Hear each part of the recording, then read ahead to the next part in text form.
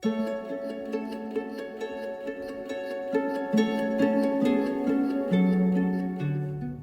everyone, today I wanted to talk about people's altars, specifically people who put their altars in a hidden place like in their closet, for example.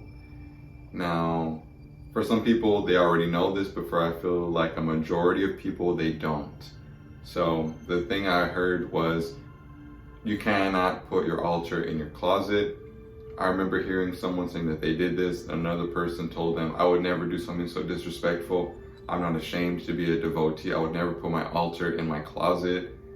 And then they went on to talk about how they had a whole room of their house dedicated just to Santa Muerte and her altar. Obviously, everyone doesn't have the space to have an entire portion of their home or their living space dedicated to La Santa Muerte. I have never lived anywhere where I had that much space to devote an entire room just to her specifically. I know that I've lived in a lot of different places. I've had different sizes of altars too. When it comes to our altars and how big they are, where we keep them, the amount of space available to present the altar, it completely varies. It depends on how much money you make, where you live, who you live with, sometimes even your profession, your job. There's so many factors and so many variables that go into really whether or not you can create the kind of altar you want. And if you are one of the privileged few who are able to have a really grand, amazing altar with an enormous dedicated space, you should not be policing or kind of tearing down other people or making them feel inadequate as devotees if they are not on the same level or don't even have the option or opportunity to do something like that for themselves. I mean, Santa Muerte has made requests of her altar to me different times. When I first started working with her, I had a very small altar. It was on top of a small coffee table with very limited surface space. It sat very low to the floor. After so long of working with her like that, she requested to be moved to an altar that sat up higher so that she was more like eye level with me if I sat down. And so I put her altar on top of a fairly large desk. The altar that was on a fairly large desk, it wasn't in a main part of the house. It was not in the living room. It was in a secondary bedroom, but you had to walk through that room to get to the backyard of where I lived. We would have people over sometimes, so sometimes people would see it. I didn't really like for people to see it because I didn't want to hear what people had to say about it. Plus, it was my personal, private, sacred space. And so, people would walk by and they always had to comment on it or say something about it, whether it was friend or family member. And it kind of irked me, but I wasn't going to move the altar from where it was. And it was a pretty good sized altar because it was sitting on a pretty large desk. And then I moved to another place and the altar would have been more out in the open, but she requested that I move the altar into the closet. The closet it's a kind of a small closet. It's not like a walk-in closet, but in the closet, the altar has plenty of breathing room. It's probably the nicest altar I've had up until this point. It's not cluttered up. It's really, really nice actually. But the point I'm making is she literally requested me to put it into the closet. Why did she ask me to put it in the closet? To preserve the energy of the altar and to keep eyes off of the altar that weren't meant to see it. She said that certain people, I guess their judgments or their just wayward energies were kind of tainting the altar. I think that was the word she used, with their energies. And in order to keep the energies pristine and to preserve the energies, she asked if I could move the altar into the closet.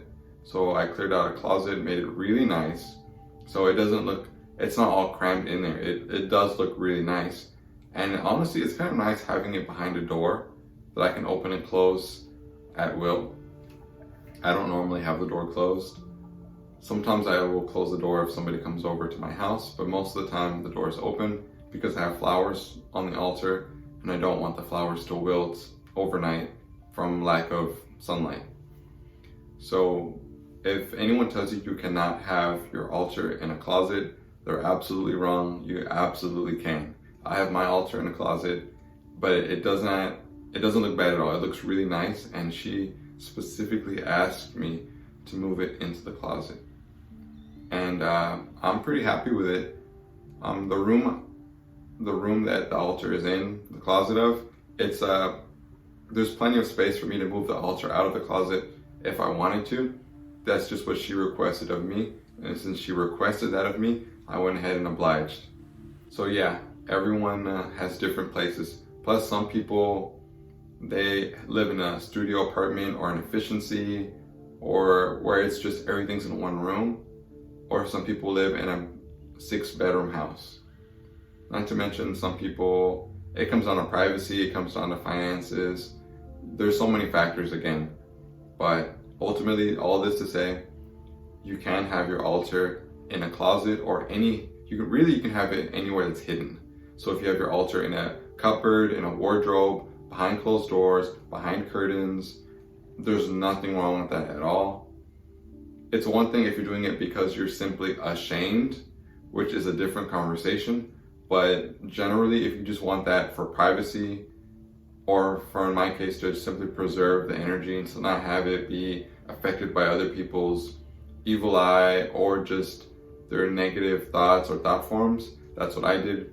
When Santa Muerte told me to kind of keep the altar out of the eyes, away from the eyes of people who would taint it with their energies, that was some time ago. Since then, I think I was given the option to present it to people if I want to, like for demonstration purposes, like to show people how to set up an altar or something like that. People have asked me to do those kind of videos. They've also asked me to do like an altar tour. Honestly, I'm not really ready to show it because I feel like it's still a work in progress. I feel like there's still a base level that I haven't reached with what I want it to look like. And I'm not striving for greatness, but I do want something that kind of more aligns with my personal vision for what I'm trying to create and my sacred space. To this day, I still keep it in the closet. I'm really happy with it. That's all I really want to say. I'm going to go ahead and wrap this up. Thank you so much for watching. Thank you so much for listening. And I can't wait to see all of you in the next one. Take care.